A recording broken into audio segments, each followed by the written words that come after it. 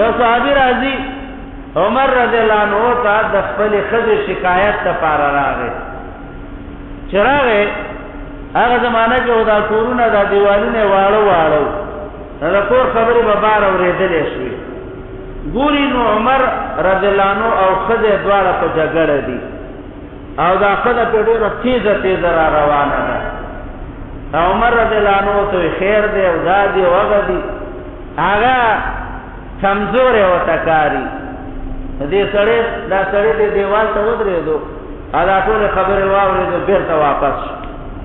چې واپس دی که عمر رضی الله عنه د کوره راووت، ویې کتو چېرې دا سړی خو واپس شو، اواز ورته وکړو دې باره څنګه راغلی وې؟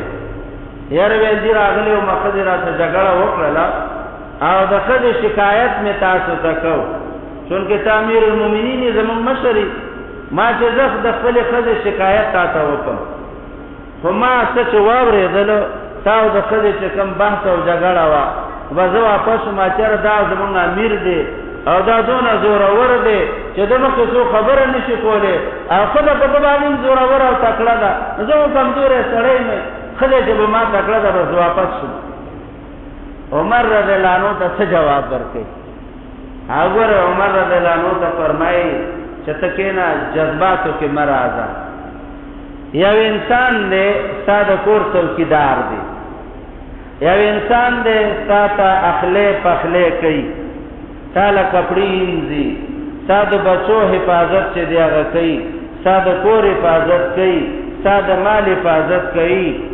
او لویه خبره دا ده چې د هغې د وجې نه ته د ګناه نه بچ کېږي. نو که خیر دی او خبره زیاتي وکړي نو ودي.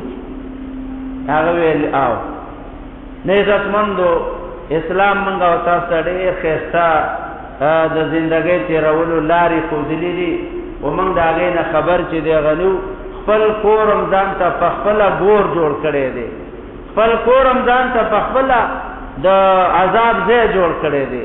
نه لږ سوچ کوه، لږ فکر کوه، د ښځې خپل مقام او مرتبه ده، د بچو خپل ځای دی. که بچي نه وي بیا هم که تو سره جګړه وکړي، خو که بچي پیدا شولو او ته د هغوی مخکې د بچو مخکې ښځه سپکوې، ابه بچو ته هم سپکوي، ابه کلي کې هم سپکوي. د دې وجې نه فرمایي که د ښځې او د خاوند تعلقات خراب شو هغه بار ته نه راوباسي، که بار ته یې راوایستل هغه تعلقات هغې بچو باندې الټه اثر چې دی هغه کېږي.